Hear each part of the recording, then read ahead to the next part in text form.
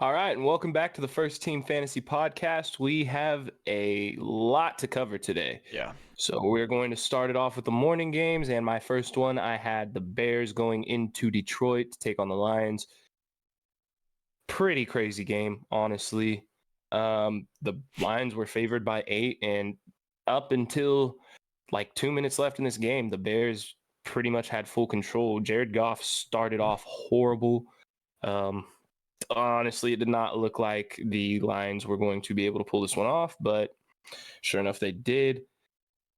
It was kind of sad. I kind of wanted Justin Fields to succeed there, but sure enough. Yeah. He was 16 for 23, 169 yards and a touchdown in the air, 18 rushing attempts for 104 yards. Lost a fumble there at the very end on that strip sack, but in his first game back, 21.2 points. So if you held on to Justin Fields, you have pretty much the same Justin Fields back. Yeah. And if he is out on the waivers because someone let him go, he should probably be a priority to go out and pick up. Yeah. With Justin Fields returning and also Khalil Herbert returning, we talked about how this Bears backfield was going to be pretty disgusting. And that it was. You had Deontay Foreman playing 24% of the snaps, Khalil Herbert playing 43%, and Roschon Johnson playing 33%. Deontay had 6 attempts for 14 yards and a touchdown, giving him 7.4 points. Khalil Herbert got the majority of the work and the majority of the snaps, 16 attempts for only 35 yards, but also caught 2 passes on 3 targets for 6 yards. And I mean, it's like we said, now that Deontay Foreman has a role there, I mean, he ended up getting that touchdown. That touchdown goes to Khalil Herbert. He has a much better day. He has over 10 points. Yeah. But this is how it's going to be. You had Roschon Johnson get another 6 attempts for 30 yards. So I genuinely don't feel too comfortable starting any of them, especially when Justin Fields gets the most rushing attempts and the most rushing yards. Yeah. So if you want to hold on to any of the 3 of the running backs in case, one of them goes down again or something, I don't hate that, but I'd really rather just, leave them for someone to pick up on the waiver and take that chance. Because it's going to be disgusting, in my opinion, as far as these running backs go. I think it's going to be a lot more of this for the rest of the season. Yeah. Cole Kmet in Fields' first game back kind of reverted back to mediocrity. Had 3 catches on 4 targets for only 20 yards, giving him 5 points. Probably didn't kill you necessarily, but he definitely didn't help you win this week. Yeah. On the other hand, DJ Moore, it's like we said, Justin Fields is back. DJ Moore is back. 7 for 9, or 7 catches on 9 targets, for 96 yards and a touchdown, 22.6 points. When Fields and Moore are playing, DJ Moore is going to do well. It's pretty obvious at this point. And also, like we said, that slight bump in usage Darnell Mooney had was going to drop right back down. He got 1 catch on 1 target for 24 yards. Yeah. Equinemius St. Brown got 2 catches on 2 targets for 19. Tyler Scott got 1 catch on 2 targets for 4. So, yeah, the main target is going to be DJ Moore. Anybody outside of that, I don't know, maybe aside for Cole Kmet, if you're desperate for a tight end, it's Justin Fields and DJ Moore. And that's really it. Yeah. And I guess Cairo Santos had another good day. So, yeah. On to the Lions. Jared Goff, like I said, had a horrible start. We thought he was going to be a good start this week, honestly, and just did not play well for the beginning of this game. Had 3 interceptions in this one, but finished 23 for 35, 236, got 2 touchdowns, 2 rushing attempts for 3 yards, only 14.7 points in this one. Extremely disappointing given how bad the Bears defense has been against the pass, we expected them to come out and kind of dominate through the air, and they did not do that. Yeah. Jahmyr Gibbs had another great day. Mm-hmm. He is kind of solidifying his role now. David Montgomery is going to be the guy that gets the bulk of the carries, but I mean, Jared Goff is definitely willing to dump the ball off to Jahmyr Gibbs and let him work. So that's good to see for anybody who has Jahmyr. He finished with 8 attempts, 36 yards, and a touchdown. 6 targets, caught all 6 for 59 yards, giving him 21.5 fantasy points. Great day. David Montgomery had a good day too. 12 attempts, 76 yards, 1 touchdown on the ground, 2 receptions on 2 targets for 22 yards, giving him 17.8. I think both of these running backs are startable on pretty much any given week. Yeah. Sam Laporta. This one sucked. He honestly did not have a catch until like the 4th quarter, where he got all 3 of his catches. Up until that time, he was 0 for 2 for a large part of the game. Mm-hmm. Yeah, and only got 18 yards on those 3 catches, 0.8 points. Given what we've seen out of Sam Laporta, this was an extremely disappointing week. But He still caught rolling the with him. 2-point conversion, right? I think he might have actually, yeah. Yeah. So he finished with 6.8. Yeah. That is, yeah. So still a disappointing week. Still extremely disappointing week from him, especially. We've seen him finish with multiple tight end 1 weeks, and yeah, this is just not. But doesn't really matter. You're still, especially, Mark Andrews went down this week. It's getting thin. And you can't really afford to bench a guy like Laporta, even off of a bad week. Yeah. I think this is just a bump in the road. He will continue to perform at a high level. Amon-Ra St. Brown, not one affected from the horrible play of Goff throughout most of this game. Finished 8 of 11 for 77 yards and a touchdown, 21.7 fantasy points. I mean, it's something that we can and we do expect every week is Amon-Ra St. Brown to perform, and he does. Josh Reynolds, like we said, has been reverted to fantasy irrelevance. 1 catch on 2 targets for 11 yards, 2.1 points. Jameson Williams is, rosterable. I don't know about startable. Yeah. He only got 3 targets, but he caught 2 of them for 44 yards and a touchdown, giving him 12.4 points. So it's kind of tough to go out and say to start a guy like that, but given the skill that he has and at times the prowess we've seen from this offense, I think it's a guy worth rostering, especially seeing him start to kind of take over that number 2 spot from Josh Reynolds. Yeah. And yeah, so that's about it. All I got for this one. Would you, rest of season, fantasy-wise, Jahmyr Gibbs or Bijan? Jahmyr Gibbs. Dynasty. It's just it's the offense that they're on. There's strangely enough more unknowing from the Falcons offense and the way they're going. It's funny because at the beginning of the season, the way that we saw the Falcons do absolutely nothing but run the ball last year, they draft Bijan. We're like, oh my God, this is like Derrick Henry 2.0. Yeah, they're gonna go crazy. Derrick Henry plus Alvin Kamara, this dude could finish the number 1 overall fan. And then Arthur Smith said, no. Watch this. Yeah. Like, just the way that they operate. I don't know.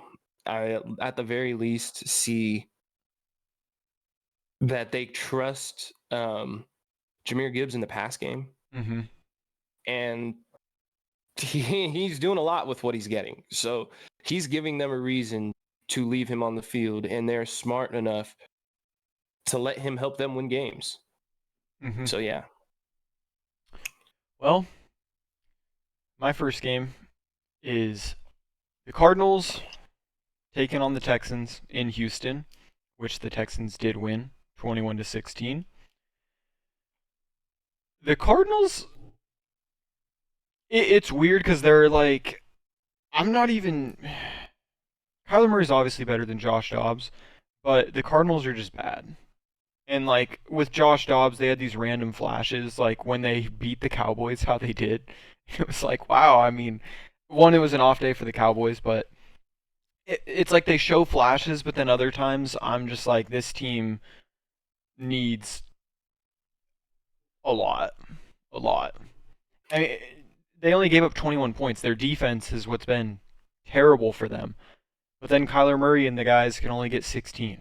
But it was a good fantasy day for Kyler. He's another one that, if you held on to him on your IR spot and you were waiting for him to come back, he is a guy you definitely can start every single week. He finished 20 of 30, 214 yards, a touchdown, a pick, 7 carries, 51 yards, a touchdown. When your quarterback can run the ball efficiently, they are going to be good in fantasy. 22.66 fantasy points. Yeah. Absolutely solid week.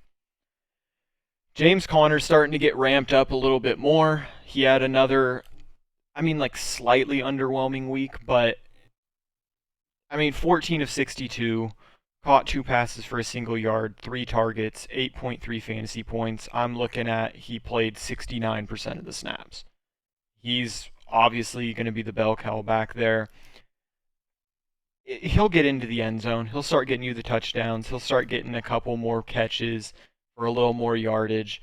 James Conner's a guy that you have to start. He's obviously not someone, unless your team is incredibly deep, I would trade him before I benched him, but it's a different conversation. He's a guy I'm still starting every week. You know what's weird? The guy I'm most worried about in this offense is Hollywood. Marquise Brown.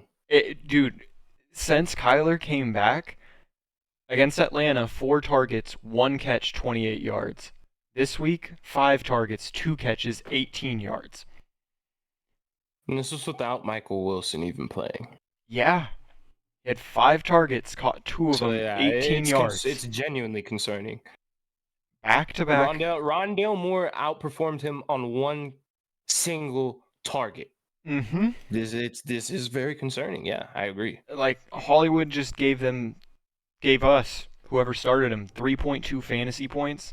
And they play the Rams next week. And the Rams, it's going to be a division game. It's going to be ugly. We're going to have to see. It is definitely concerning. Yeah, and like you said, without Michael Wilson, we had the Greg Dortch game. It always happens. Last season it was a couple games. Greg Dortch just reappears. He had 2 catches the entire season coming into this game. And he saw 8 targets, caught 6 of them, 76 yards, 13.6 fantasy points. Yeah. He's not a guy I'm looking to roster, but we have seen, in best ball formats. My hope is more along the lines Michael Wilson gets that production when he's back next week. Yeah. No, absolutely. That's what I'm hoping for. Not that. I'm not looking for anything in Greg Dortch. I'm looking for that to transfer over to, at least, Jesus, please, for the love of God. And then Rondale Moore, like said, he's the gadget guy there. He only saw 1 target, which he caught for a 48-yard touchdown. 2 rushes on the ground, 6 yards, 12.4.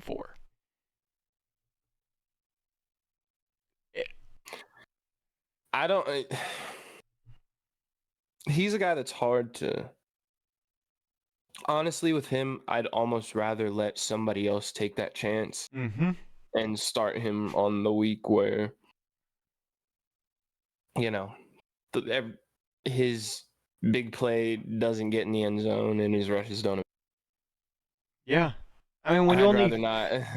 You catch 1 pass and, he touched the ball 3 times. Exactly. Like, if he doesn't catch the pass for the touchdown and you start him, that was 0.6 fantasy points. That's just too risky on only 1 target. And then good old Trey McBride, solid week for a tight end. It was solid. 5 catches, 43 yards, 7 targets, 9.3 fantasy points. He's another guy that, as long as Zach Ertz is out, I feel comfortable starting Trey McBride every single week. He's going to be top 2 target in that offense. And Someone that absolutely screwed me this week, I just want to shout out Matt Amendola for doing good last week, me having some hope in you, and then you missing field goal, getting me, I think, 2 fantasy points, maybe 1. I Yeah. don't like you. But Yeah. someone we are much happier with is CJ Stroud. It was a solid game for him outside of him throwing 3 interceptions, but fantasy-wise, we don't care about that as long as you have a solid day, which he did. Well, it hurt. Well, yeah, The 3 picks hurt. yeah, the 3 picks hurt. I mean, but he finishes 27 of 37, 336 yards, 2 touchdowns, the 3 interceptions, 1 carry for -1 yard. The Rams just waived Darrell Henderson. It makes sense. That's just interesting. Yeah, Kyron Williams Okay. is back. Yeah. Okay. And who's the Royce other? Freeman. No, I know the other one before Royce Freeman. It's like Livers or Rivers. Oh, Ronnie Rivers. I was like, Livers. Ronnie Rivers. Yeah, he's got to be getting healthy as well. Yeah. Okay. Yeah, but CJ Stroud finished 18.34 fantasy points. Not a great week by him. Something people need to remember is he is a rookie quarterback. So if you are plugging him in every single week to a fantasy lineup, he is going to have games that he does not perform that well. Like, those games will happen. He's not a bona fide starter, a Lamar, a Josh Allen, a Jalen Hurts. Just to put it in perspective of why it hurt me, if he throws the touchdown in the back of the end zone rather than the interception, I lost by 12 points. 12 points? Yeah, he threw 3 picks. One of them was a pick in the back of the end zone that would have been a tie. I don't remember what the other 2 picks were, but I'm just saying, instead of throwing those picks, if they would have been productive offensive plays. Oh, yeah. Yeah.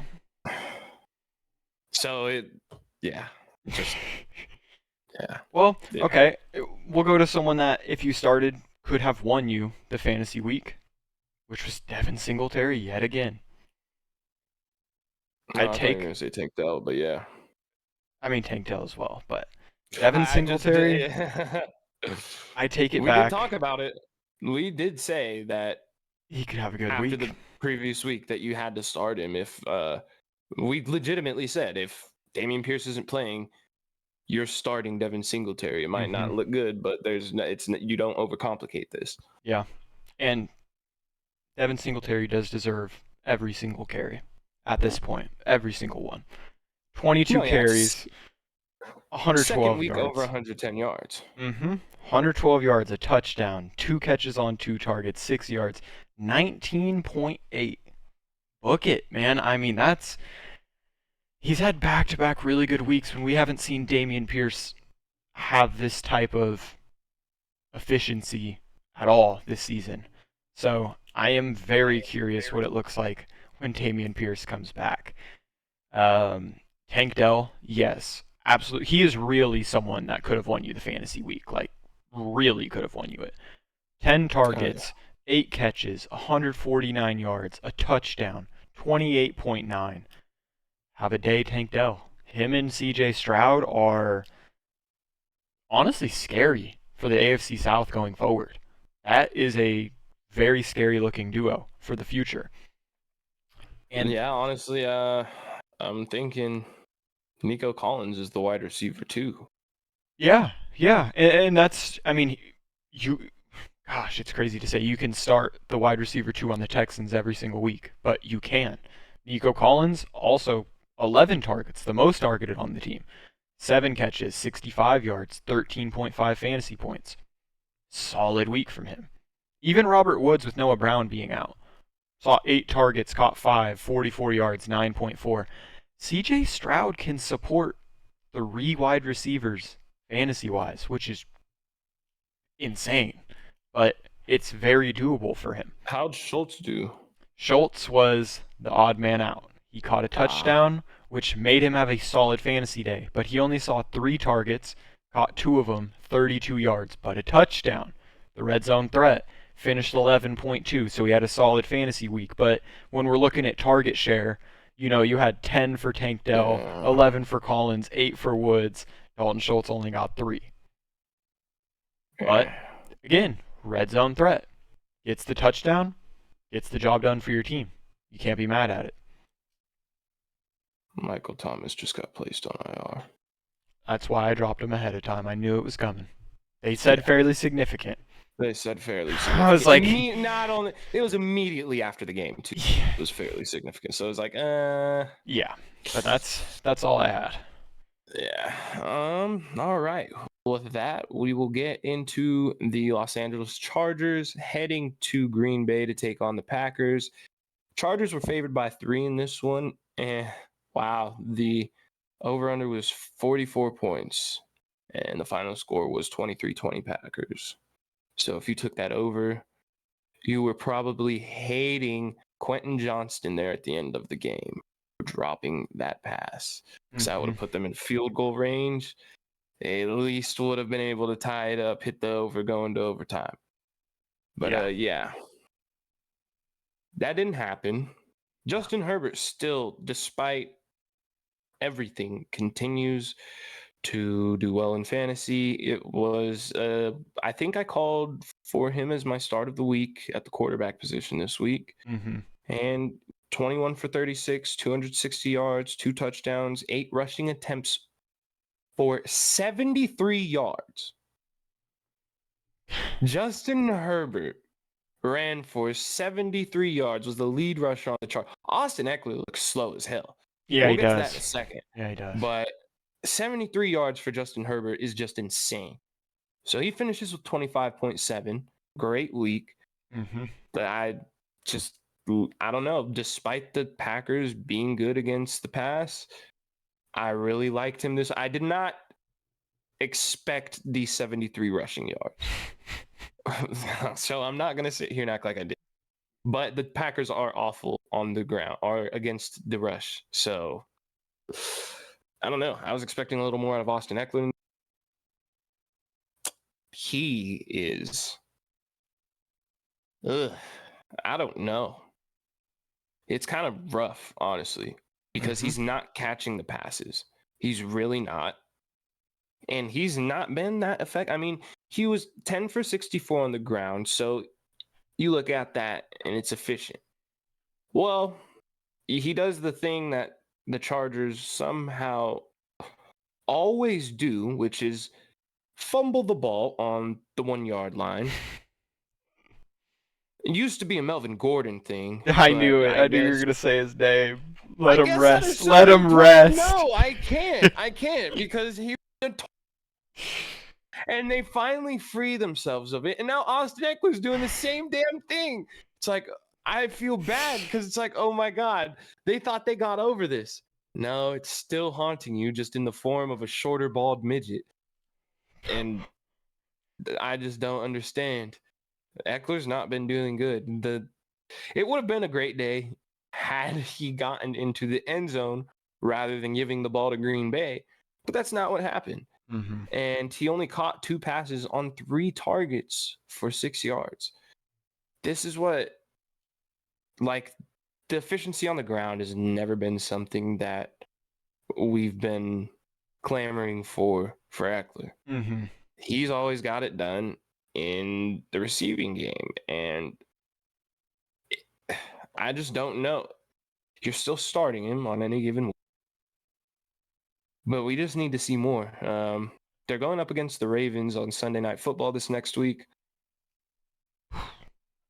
I don't know, man. There's a video, I don't know, I'm pretty sure the one where Eckler catches the pass, or no,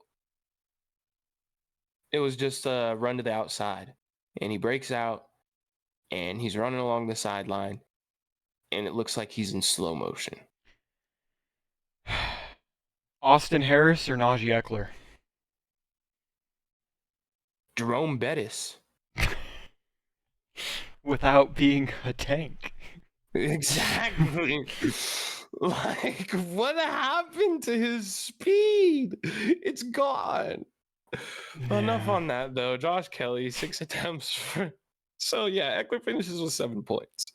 6 attempts, 13 yards for Josh Kelly, 1.3 points. The thing that probably pissed off a lot of people in this game was a single reception for a 51-yard touchdown to none other than tight end Stone Smart. Mm-hmm. What a name. We talked about how you can't trust any of the Chargers tight ends because you don't know. Now you really Didn't don't think it know would because be they're him, throwing. though. Yeah. We didn't. Yeah, we didn't think he'd be thrown in the mix at the time. No. It was just Parham and Gerald Everett, but Everett didn't play, so it was like, oh, Parham's gonna have a game. He had a decent one, 4 catches on 6 targets for 57, but like I said, 51-yard touchdown to Stone Smart is just Criminal. okay. Yeah. Keenan Allen did Keenan Allen things yet again. 10 catches on 16 targets for 116 yards and a touchdown. 27.6 points. This could be the best season of his career, like by Dog, far. I mean, it's funny because he was one of a lot of people were very nervous to draft. Like, if I could have gotten him, I would have loved to have him just because when Keenan Allen is healthy, he gets hyper targeted. And then obviously no one's expecting it, but Michael Williams goes down Mm-hmm. and Austin Eckler's just not getting any targets out of the backfield. Quentin Johnston sucks. So it's just all Keenan Allen. Yeah. And we'll get to him now. Quentin Johnston, man, legitimately fumbled the bag. He did not fumble, but the ball hits my man in his hands. Hey, man, Justin Herbert, I mean, I know I like to make the comparisons like Justin Herbert does not catch as much flack as Lamar, so on and so forth. Dude, there's nothing more that this man could have done. Yeah. There's nothing more that this man could have done. Mm-hmm. He's putting the ball right in his hands, bro. Like, his defense is giving up over 300 yards a game to every single quarterback they play. Like, I'm not a Chargers fan. You see the Ravens fan or the Ravens jersey on my wall. I feel bad for Herbert at this point, dog. What can you even do? Yeah, he's being wasted. It sucks. And then you got Staley over there. They ask him, well, are you going to let someone else call the defense? He's like, no, I'm going to call. I believe scheme, this, and that. Stop asking that question. Well, obviously, you're not any good at it. You have the worst pass defense in the NFL with guys. I mean, you have a defensive line that had Joey Bosa. He's going to be out now. You have Khalil Mack. You have one of the best safeties in the league in that pass defense. I don't get it. Yeah. But, yeah, I do feel bad for Justin Herbert. Quentin Johnston, like I said, is apparently just not good at football. 2 catches on 6 targets for 21 yards, 4.1 points. If you want to drop the guy, Drop him. go ahead. Should have already done it. That was the most disappointing. Jordan Love, 27 for 40, 322 yards, 2 touchdowns, no turnovers in this one. Mm-hmm. Ran the ball 3 times for nothing. 20.88 points. Have a day, Jordan Love. A.J. Dillon saw a lot of work in this one. You saw Aaron Jones go out. He has a sprained MCL, apparently. He is, I think, let me check real quick. They called him week to week. Yep, he's considered week to week, and at this point in the season, that is not something you want to hear. Unlikely to play Thursday. Oh yeah. With an MCL sprain, he's not going to be playing. I'm gonna just go out on a limb and tell you to prepare to not have Aaron Jones this week. If you can pick up A.J. Dillon, go ahead and do that. He's going to get volume with Aaron Jones out. Whether he doesn't, he did get 4 targets in this one. Caught all of them for 32 yards. Also ran the ball 14 times for 29, finishing with 10.1 points. Before he went out, Aaron Jones only had 4 rushing attempts, 14 yards, caught one of his 2 targets for 3 yards, 2.7. So, yeah, going to be without him for at least this next week, maybe a few. Jaden Reed, have a day. Mm-hmm. Have a day. Not only is he currently the Packers' leading receiver, in this game, he was the leading rusher. He had 3 attempts for 46 yards and a touchdown. And yeah, that led the Packers. 4 catches on 6 targets for 46 yards, giving him 19.2 fantasy points. Yeah. For some reason, everybody is outscoring Christian Watson in the Packers receiver room. Even Dontavian Wicks caught 3 of his 5 passes for 91 yards, giving him 12.1. Romeo Doubs, 5 catches on 6 targets, 53 yards, 1 touchdown, 16.3 points. Mm-hmm. And Christian Watson, 2 catches, 4 targets, 21 yards, a touchdown, 1 rushing attempt for 1 yard, 10.2 points. Yeah.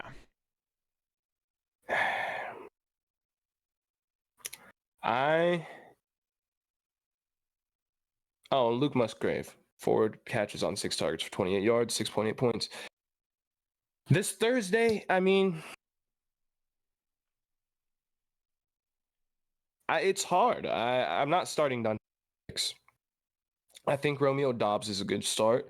This Lions defense has been porous against the pass. Mm-hmm. If you want to start Christian Watson and pray for a touchdown, go ahead. I mean, he's talented. I'm just concerned that he's not drawing as any of the other 3 receivers. He only got 4 of them. He looks like the wide Wicks receiver even 3 got there. 5. Like, I'd have him above Wicks, like, in the depth chart. But, like, Yeah. Jaden Reed and But Romeo Doubs look better than him. Well, and they look like they're consistently getting more than him. Yeah. I don't know if that's because Christian Watson just can't stay healthy, so he's just genuinely not getting as many reps with the quarterback as Reed and Doubs. That might be, a large part in what's happening here, but the reality of it is we're just not seeing him get as much as the other 2 guys. Mm-hmm. And I don't know if I can, at this point, say that I trust him more than the other 2. I mean, Jaden Reed, I have no reason to bench him at this point. Yeah. He's proved that whether it's in the receiving game or apparently the run game, they have to get the ball in his hands. He is looking like the best playmaker on that team. Yeah. Which is crazy, but I mean, it is what it is. So that's the direction that we're moving in, it seems. And yeah, if you have anything to add on to that one. No, we'll cover it more when we do the previews. Yeah, it's going to be one of our bigger Wednesday episodes. As you know, there are quite a few games on Thursday as compared to most Thursdays. Mm-hmm. And yeah. So we'll go into our next game, and this one's going to be fairly quick because it was the Cowboys at the Panthers. And these teams have a lot less to decipher compared to the questions around the Chargers and especially the Packers. Yeah, that one's just loaded with what the hell is going on. The Cowboys, you're obvious they won 33-10. Very easy game for the Cowboys. You have your obvious starters on this team. Dak was a little underwhelming, mainly because, and it was what I'd said about the Giants, but was incorrect with Dak, was he's not going to have to do too much because the defense will do it for him. The defense did it for him in this one. Dak threw the ball 38 times, only completed 25 of them. Not only, it's a good completion, but only 189 yards, which is a lot lower. Carolina's pass defense has been all right. It's been their run defense that's horrid. But yeah, 189 yards, 2 touchdowns, no picks, 2 carries, 6 yards, 16.16 fantasy points. An underwhelming week. Not fantasy-wise, not terrible, but underwhelming for Dak. He's still a guy I feel comfortable starting every week. He has been on an absolute tear as of late, and this one doesn't deter me from that. Tony Pollard, man. Finally, a double-digit week. The crazy part, they still only ran it with him 12 times for 61 yards. He was running the ball efficiently. I expected to see a little more from him, or more of him. Not his fault. They only chose to run it 12 times, but had a rushing touchdown, caught 4 passes out the backfield on 5 targets, 19 yards, 18 fantasy points. That is more along the lines of what people drafted him in the 2nd to 3rd round for. So, yeah. I am happy to see it. Yeah. And CeeDee Lamb kind of kept in check. Fantasy-wise, still finished with a solid day, but he got 9 targets, caught 6 for only 38 yards, but caught a touchdown, 16.5 fantasy points. Solid week, though. By no means was it bad. Very solid week.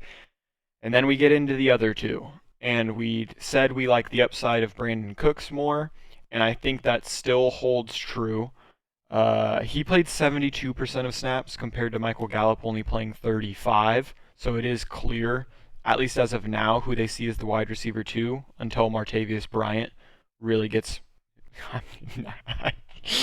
But yeah, Brandon Cooks, he caught 3 passes on 4 targets, 42 yards, 7.2. And we said after that huge week, we were like, I don't know if I would trust to start him. If you did, that doesn't absolutely kill you because hopefully it was like your flex spot, but it does show that crazy big week is not going to be a normal thing for Brandon Cooks. You're going to see more weeks like this week, 3 catches, 42 yards, than what we saw last week. Yeah. Michael Gallup. I'm sorry. No, you're good. It just I have no confidence on a week-to-week basis. No, with none of the receivers other than CeeDee, it's just impossible to have, honestly. Yep, because again, I knew it. Jalen Tolbert, 5 targets.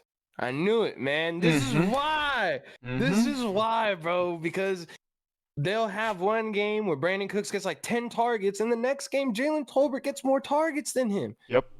I can't. Jalen Tolbert got more, and so did Michael Gallup in his 35% of snaps. He had 5 targets as well, 3 catches, 31 yards, 6.1 fantasy points. They're just not consistent enough for me to trust starting, especially in a week 12 where everyone plays. I'm definitely not starting either of them. 9 different Cowboys had at least 2 receptions.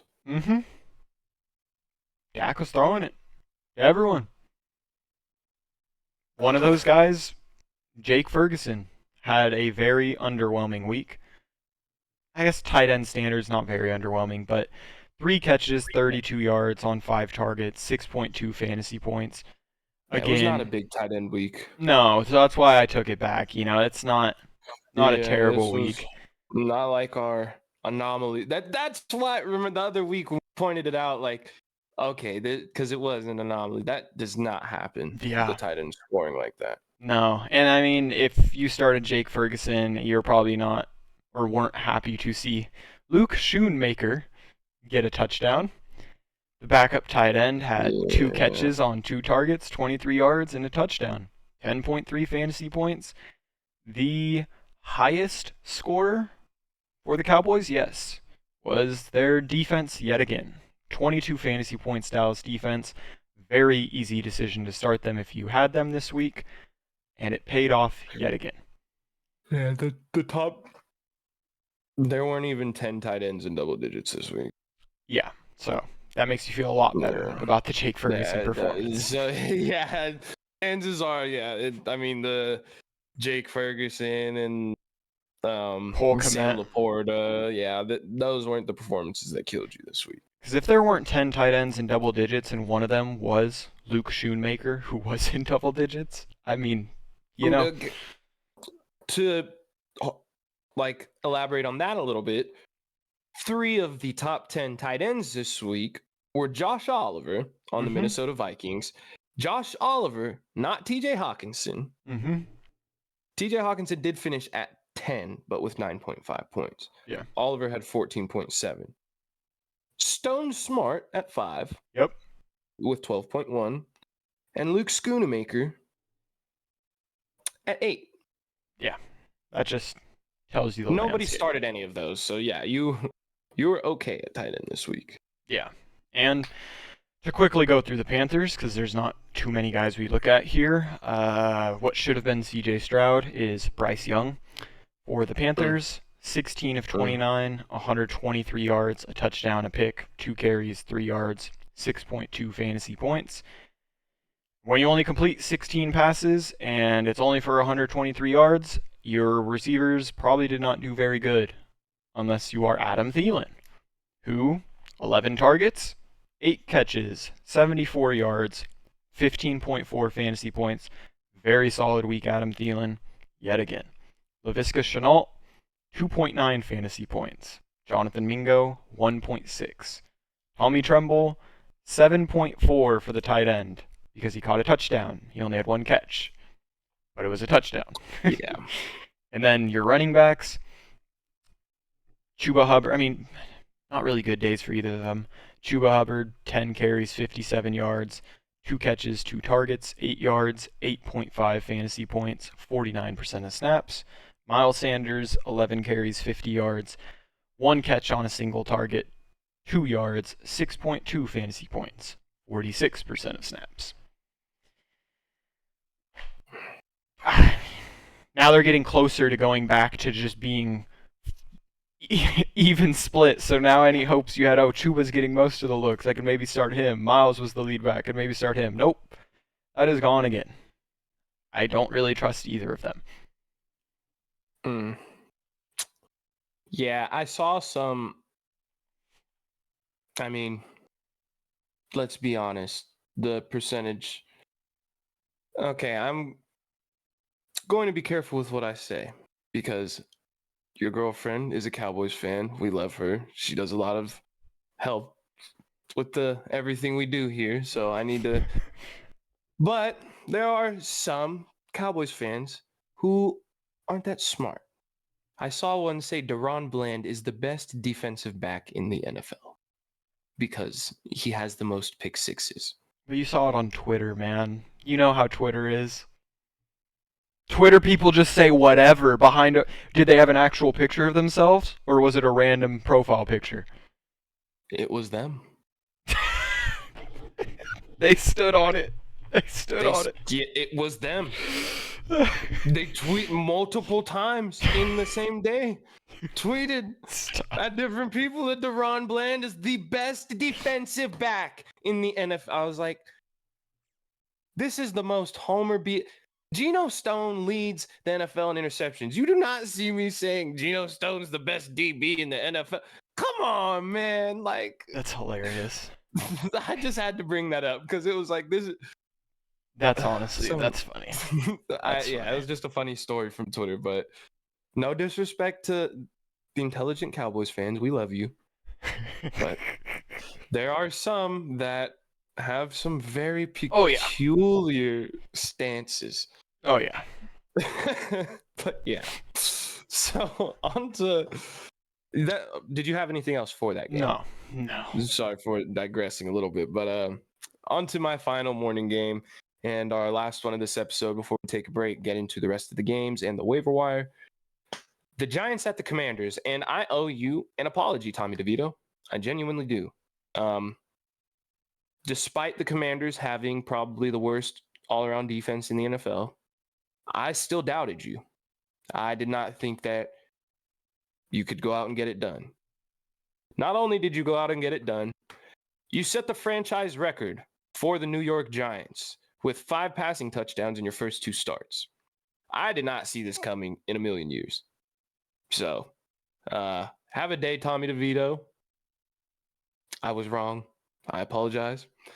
18 for 26, 246 yards, 3 touchdowns, 1 rushing attempt for 7 yards, 22.5 fantasy points. Yeah. So, I really don't know what to do with that. Not trust it. in the last 2 games, we've seen decency enough for the Giants offense to actually score. I Mm-hmm. mean, it's good to see. If you had if you had Saquon Barkley, Jesus, he had 30 points. I mean, Yeah. it's like they can. I saw. I mean, I feel it was fairly disrespectful towards Daniel Jones regarding like they can't. That offensive line was so bad. There's nothing Daniel Jones could do. But someone on Bleacher Report wrote, it seems that the Giants offense is somewhat passable anytime anyone but Daniel Jones is under center. Yeah. It's like, okay, we don't need to go that far, but unfortunately, at least for fantasy purposes, it's kind of been true.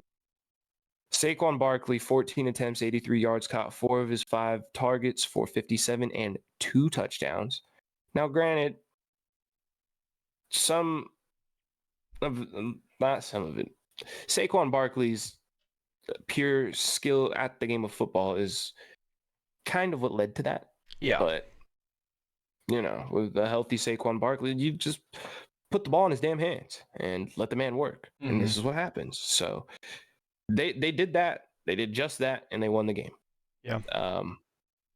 The worst part about this, the over-under was 37, and Washington was favored by 8.5 points. And they got their asses kicked by 12 at home. Eek. They are who we thought they were. They are who we thought they were. I don't know going to be in Washington next year. It's funny, like we've been talking about how we don't really like anybody on the Giants offense outside of Barkley. Daniel Bellinger didn't really do too much. 3 catches on 3 targets for 38 yards, but Darius Slayton, 4 catches on 5 targets for 82 and a touchdown, giving him 18.2. He did get hurt in this game. The severity of it, I'm not sure. So as we get more information, we will let you guys know about that. But if he's going to be healthy and playing, it's just so tough. It's tough to say you even trust it. He had a solid game, but it's so hard. It's because it's just like you go down the line and Wandale hasn't been doing anything. Isaiah Hodgins hasn't been doing anything. Jalen Hyatt hasn't been doing. No one's really shown anything except for Slayton, really. Mm-hmm. I mean, I guess it's worth in. I don't know, man. It's ugly. But they scored 31 points. Yeah. Legitimately nobody else outside of DeVito, Saquon, and Slayton scored over 10, so I'm not even going to take the time to go through that. Yeah. Going on to the Washington Commanders, Sam Howell was 31 for 45. Like we talk about every week, they throw the ball an insane amount of times. He's been throwing the ball more than 30 times every single week. And our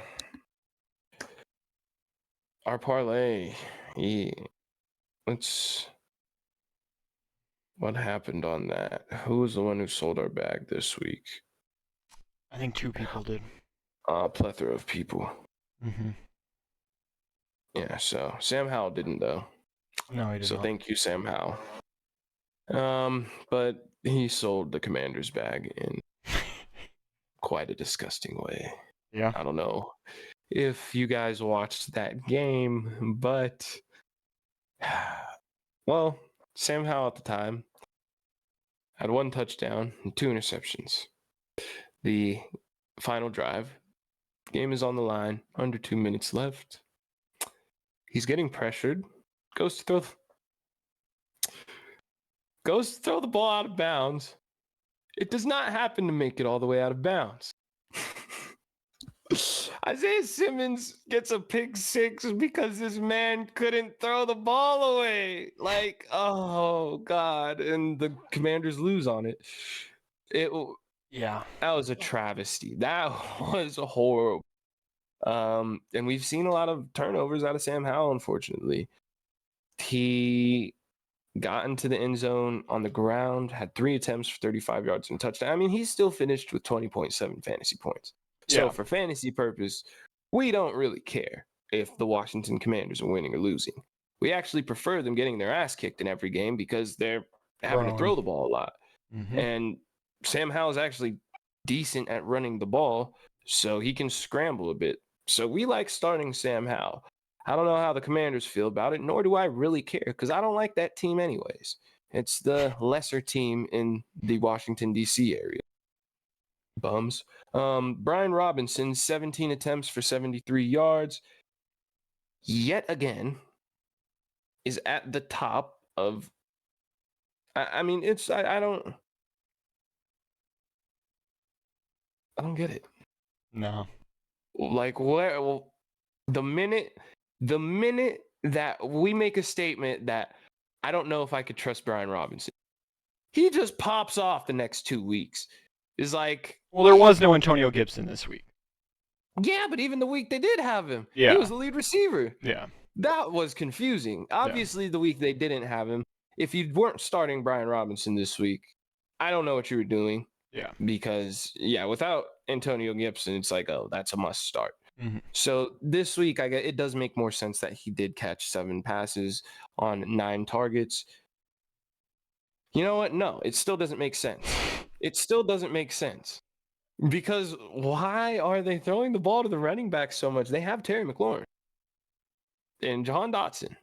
Yep. But yeah, so Brian Robinson, 7 of 9, 58 yards. He got 20.1 points. Chris Rodriguez filled in for Antonio Gibson in this one. 6 attempts, 43 yards. Caught a pass for 5 yards. Lost 1 fumble, 3.8. Logan Thomas, start we said was solid.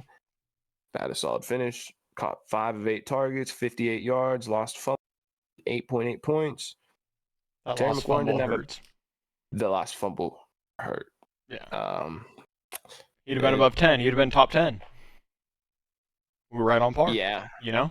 Another person I had in the league, just a multitude of bad things that happened. That's how fantasy football goes.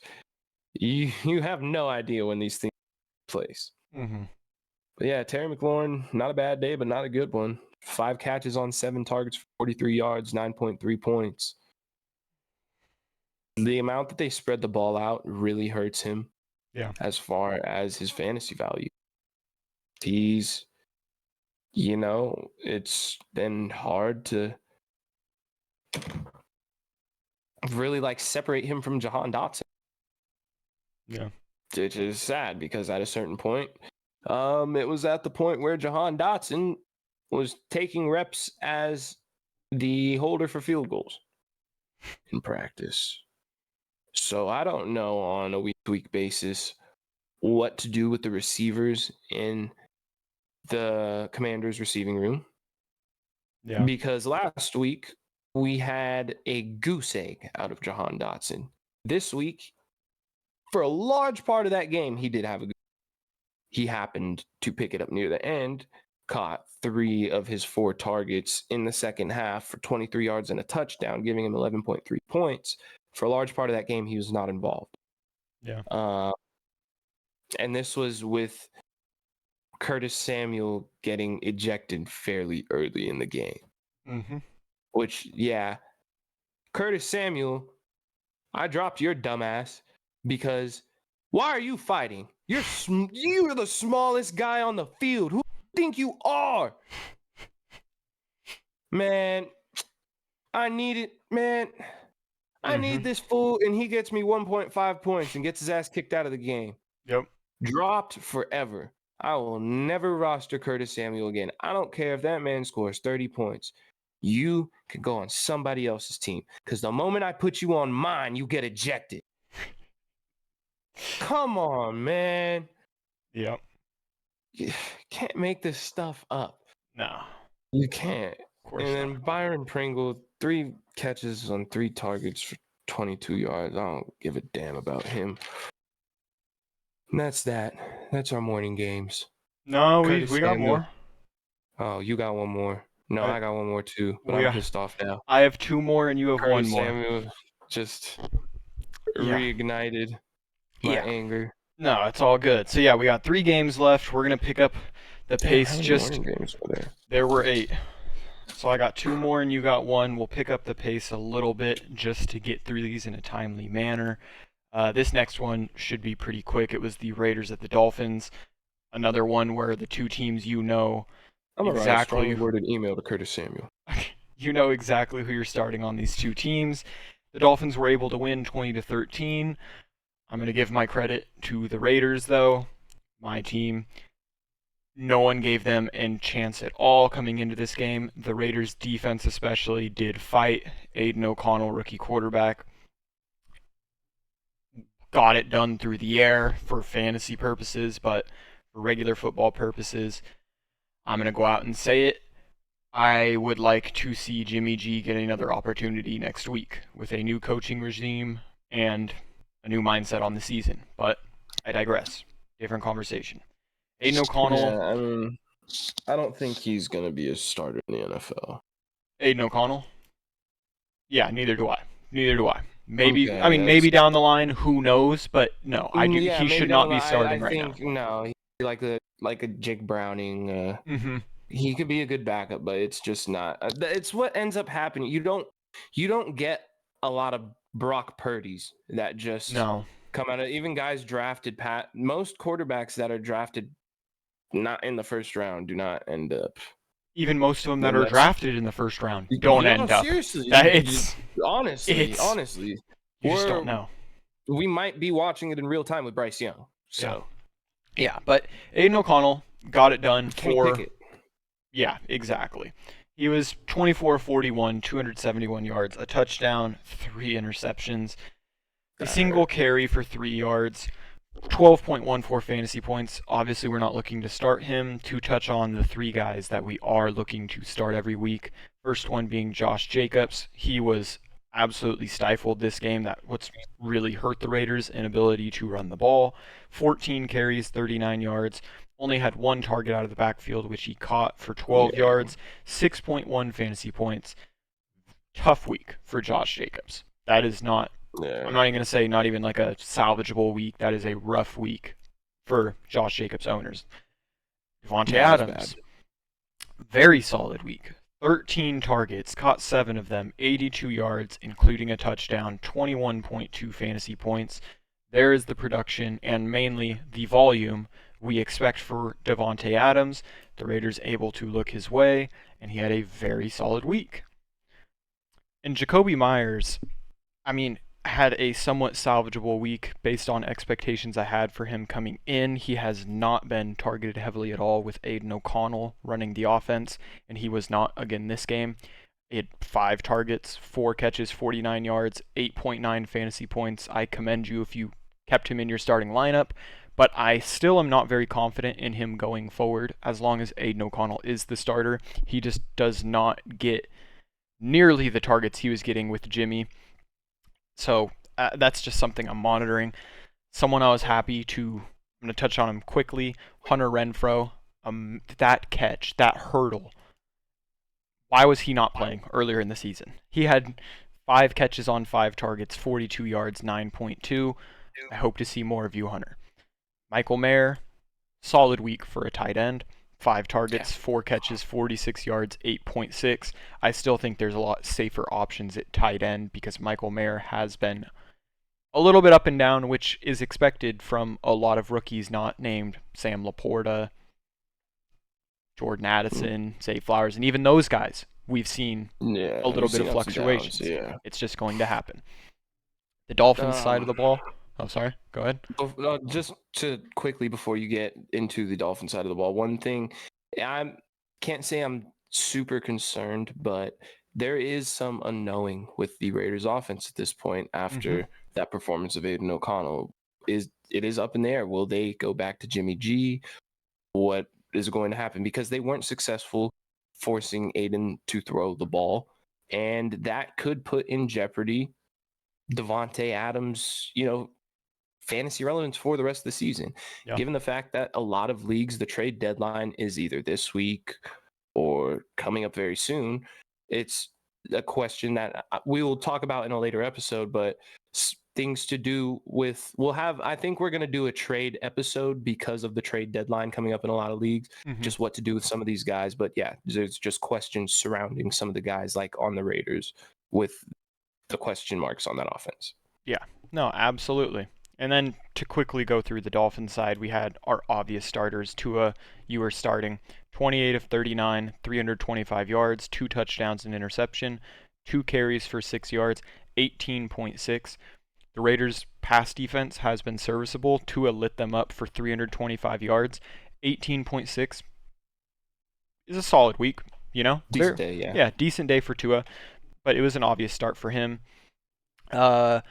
Achane was set to return this game, which he did. He only played 4% of snaps, got 1.5 fantasy points before re-aggravating that same knee injury. Mike McDaniel said he's just as certain that Devon Achane will be ready this coming week as he is certain that he will not be ready, which means absolutely nothing to me.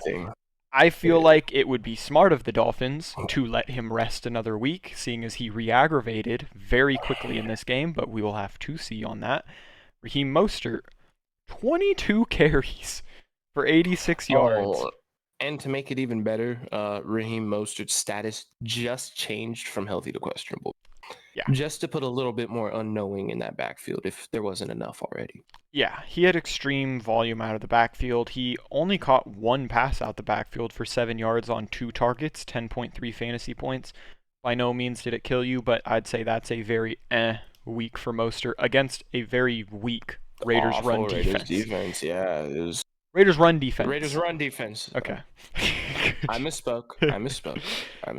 Salvon Ahmed had 12.1 fantasy points because he got the receiving touchdown. You have no idea how hard I laughed at score. Because I was like, there's no way, of all people to score on the Raiders, it would be Ahmed. Of course it was. Why would it not be, you know? It's just... But yeah, we'll cover it when we're doing previews of... Hopefully we have a better understanding of if Achane's going to go, how Mostert's trending, because it could be, if both of those guys miss, it could be a Salvon Ahmed week. It really could be. Very well could be. Tyreek Hill, obvious start. 11 targets, 10 catches, 146 yards, a touchdown, 30.6. Banger week. Just banger week. Jalen Waddle, 4 catches for 55 yards, 9.5 fantasy points. Again, another week where that doesn't absolutely kill you, but by no means does that win you. That's more along the lines of hurting your team than winning your team the week. I would expect a little more from that Waddle. will be brought up in our trade episode. Yeah, but that is all I had for the Raiders Dolphins. Kind of underwhelming, 20-13. You know? Extremely for what we've expected out of this Dolphins team, but the Raiders defense has keeps them in games. Stepped up. That's crazy. Stepped up. Their run defense especially stepped up this game. Their pass defense has been decent, but I mean they gave up. You're not going to be able to shut down the offense entirely. Yeah, exactly. Yeah. And just when he gets the ball in his hands, there's no burst like that in the league. No. It's insane. No. It's just insane. Yeah. This one is going to be quick because this was a game that I said I'd prefer to start as few people as I could. Some people kind of performed. One guy in specific. One guy on one team. Yeah. So this was the Steelers-Browns. The over-under was 33. Cleveland was favored by 1.5. If you took that, or if you took Cleveland covering, then you won. If you took the over, I don't know what the hell you were thinking. I did not think that they would even get to that. I mean, they scored 23 points total, and that was a lot. Lucky. It felt like because it was because outside of that long 74-yard touchdown for Jalen Warren, that was bleak for the Steelers. Yeah. That offense is truly bad. Led I mean, it was so bad they fired their offensive coordinator this morning. So Matt Canada's gone. Do I think that will fix the offense? No. Kenny Pickett's not going to get any better. He was 13 for 28. Oh, 15. I'm sorry. For 28. 106 yards. So bad. Now, I get that this is a great Cleveland defense. Probably the best in the league. Yeah. Yeah. There is no excuse, though. I mean, you're a starting NFL quarterback. You should not be throwing for 106 yards. And this was like not a must-win game, but the Steelers, if they win this one, they're 7-3. They beat Cleveland twice. Mm-hmm. They have Cincinnati 2 more times, and the Ravens, they're basically in control of their own destiny in the AFC North. And they come out and score 10 points. You can't throw the ball for more than 106 yards. Yep. He also ran the ball 4 times for 9 yards, giving him a whopping 5.1 points. But yeah, Jaylen Warren, 9 attempts, 129 yards, touchdown, 3 catches on 3 targets for 16 yards, 23.5 points. The only good performance on the Steelers, Najee, 12 for 35, 1 catch on 2 targets for 1 yard, giving him 4.6 points. Freiermuth, his first game back, 1 catch on 1 target for 7 yards. George Pickens had the most targets. No, he actually didn't. He had the most catches. 4 of them on 6 targets for 38 yards, a whopping 7.7 points because he also had a carry for negative yards. Deontay Johnson, 2 catches on 8 targets for 16 yards, 3.6 points, outscored by none other than Allen Robinson, who caught 3 passes on 4 targets for 20 yards, giving him 5 points. Yes, that was how bad of a week it was for everybody on the Steelers offense. Yeah. Moving on from that, Dorian Thompson-Robinson had a better day than Kenny Pickett, but that's about it. 24 for 43, 165 yards, no touchdowns, a pick, ran the ball 3 times for 20 yards, giving him 7.6 points. Jerome Ford got it done to some degree, not what we would have liked to see. One of the guys that we took on our parlay. Steelers had been giving up 131 game. I guess since it was a divisional game that they needed to win, they kind of stepped up. Yeah. And it also kind of helped that it was Dorian Thompson-Robinson playing quarterback. Ford, 12 attempts, 31 yards, got a touchdown, caught 2 passes on 5 targets for 8 yards, 11.9 points. Kareem Hunt, 12 attempts, 36 yards, caught all 3 of his targets for a whopping yard, 6.7 points. Elijah Moore, 6 catches on 7 targets, 60 yards, 12 points. David Njoku, 7 catches on 15 targets. Unbelievable. For 56 yards, 12.6 points for him. But, I mean, good Lord. If this is what it's going to look like, David Njoku is going to be one of the top options at tight end for the. Yeah. Because if all DTR can do is throw to the running backs and the tight end for the most part, because, I mean, that's just to those position groups alone, or those 3 players alone, Ford, Hunt, and Njoku, that was a total of 23 targets. Mm-hmm. He threw the ball 43 times. 23 of those were to the tight end or running backs. This is what we're looking at. So for guys like Elijah Moore, I don't know if we expect that kind of performance again. Amari Cooper, 8 targets, but he caught 4 of them for 34. I mean, at least we know for the majority of it. So we had 23 for the running backs tight end, 15 for Cooper and Moore. So at least we know where the targets are going. Yeah. I just don't know how valuable they are going to be for the wide receiver group. It's a lot different when we're talking about running backs and tight ends because those targets are great. Mm-hmm. You don't see running backs and tight ends get 23 total targets for the position groups combined a lot. There's not many teams you're going to see that, not many weeks you're going to see that. But with a rookie quarterback, and it looks like he's going to be taking over for the rest of the year, They did sign Joe Flacco to their practice squad, whether or not they. Yeah, exactly. So whether that's the What? direction that they decide to go in, I don't know. But as of right now, the guys that I'm really interested in on this team are Jerome Ford, Kareem Hunt, and David Njoku. Yep. So yeah, that's it for this one. And to close it out, was an ugly game. One side of the ball, the Titans at the Jaguars. The Jaguars had just gotten absolutely destroyed and needed this to be a bounce back week, which it was. They won 34-14. The Titans offense is terrible. Will Levis actually had a weirdly efficient stat line when you look at it, and it doesn't make sense. He completed 13 passes on 17 attempts.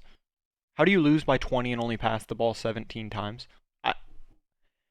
But yeah, only 4 incomplete passes on the game for him, 158 yards, 2 touchdowns, no interceptions, 4 carries for 2 yards, 12.52 fantasy points. Just a weird stat line. I think they turned the ball over on 4th down multiple times. Going forward, I'm pretty sure, because one time I for sure like that. I'm not gonna lie, that's not a game. This was definitely a week I was watching Red Zone. Yeah. So just when that game happened to be on and the Titans were in the red zone, a lot of it was like 4th down, not kicking a field goal, turnover. Yeah. Okay. Yeah. So and we talked about Derrick Henry being a bench him this week. And it was correct. 10 carries, 38 yards, a single catch for 6 yards on 2 targets, 5.4 fantasy points on 63% of snaps. We'll keep saying it. It's just in the realm of possibilities for Derrick Henry now are weeks like this. We've seen it multiple times already. And it's not like Tyjae Spears really did any better. He had 4 carries, 14 yards, 2 catches on 2 targets, 12 yards. 4.6. He played 45% of snaps. Derrick Henry played 63. That is 10 fantasy points even Derrick combined. Henry. Exactly. That's the difference between this year and other years. Like Hassan Haskins really didn't eat into Henry's workload as much as Tyjae Spears currently is. Yeah. And it's not, Tyjae Spears will have some weeks where he's relevant fantasy-wise, but it's just hurting Derrick Henry for the most part. Yeah. And again, the only relevant receiver or tight end, honestly, fantasy-wise this season, DeAndre Hopkins was targeted 5 times. Again, 13 completions. 13. So, it's bad. DeAndre Hopkins, 4 catches, 59 yards on 5 targets. Caught a touchdown, though. 15.9 fantasy points if you started him. Bingo. Solid week for him. But you're just playing with fire at this point.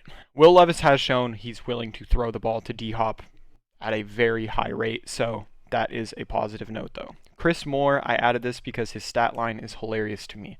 Was targeted once, caught it for 49 yards. Rushed the ball 1 time for 38 yards. 9.7 fantasy points. Touched the ball twice. Good for you, Chris Moore. Only offensive players in the receiver or tight end room even worth mentioning were those 2. And Rondale Moore in Tennessee. Yeah. And the Jaguars, after one of the the worst offensive performance on the season, Trevor Lawrence said, "I hear everyone telling me that I'm not going to put up big fantasy numbers," and he went out and did it. 24 of 32, 262 yards, 2 touchdowns, no interceptions, 5 carries, 17 yards, 2 more touchdowns on the ground, 32.18. To all the people who he's burnt all year, and after the Niner game, they were probably like a guy in our league dropped him, and I had to pick him up because I have Joe Burrow. Had to pivot. For Sam Howell in Dynasty. I still won. But what are you supposed to do? He just keeps burning you. You're like, dude, I can't keep doing this. And then he says... The worst part was I was playing against Calvin Ridley. Yeah, that is the worst part, yeah.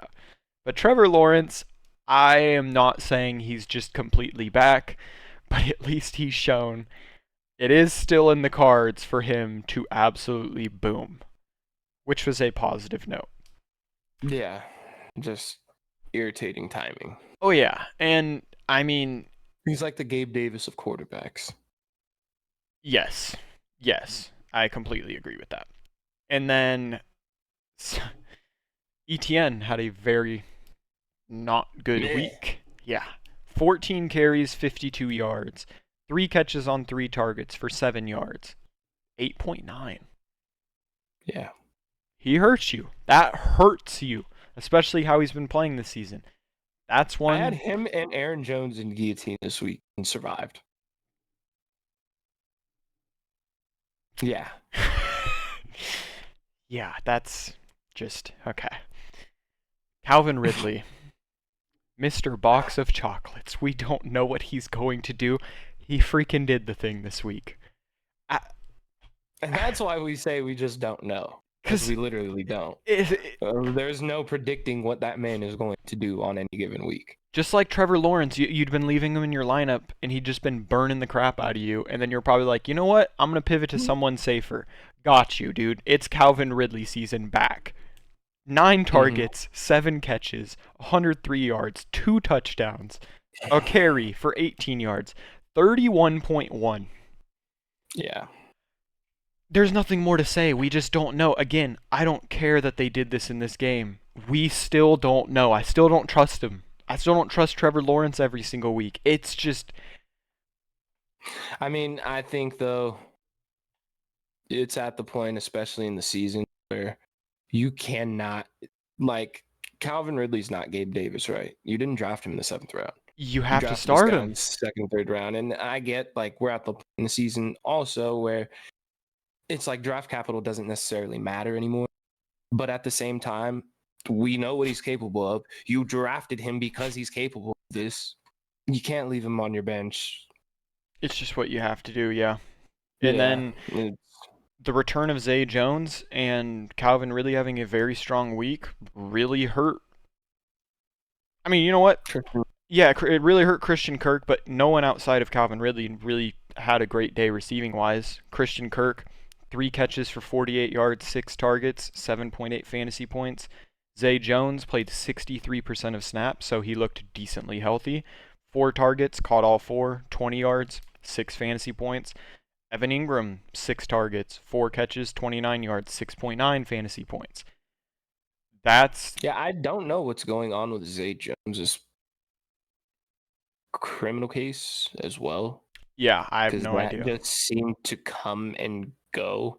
Yeah. And they're just like, yeah, he's just playing football. So I don't know if anything's going to come of that, but if not, I mean, pick up Zay Jones. Yeah, no, for sure, for sure. It's just, even with a really good week, you have 4 guys, because Zay Jones, when he's playing, is relevant fantasy-wise. Yes. But when you have 4 targets, Calvin Ridley, Christian Kirk, Evan Ingram, and Zay Jones, and then you have ETN on the ground, there's only so many pieces of that pie. Yeah, and you're going to need a lot more weeks of the Jaguars scoring in the 30s. Everybody to get it done. Yeah. So that's something we'll cover in the preview. See, it still doesn't always get everybody home. Yeah.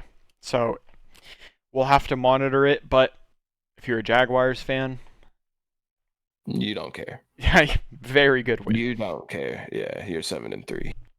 But that is it. That wraps up the morning games. Yes, now officially. Yes. So yeah, we'll be back. We're gonna take a little break, guys. We'll come back with all the afternoon games, the Sunday night game, the Monday night game, and our waiver wire. So we'll see you guys when we get back. Yes, sir. That'll be all.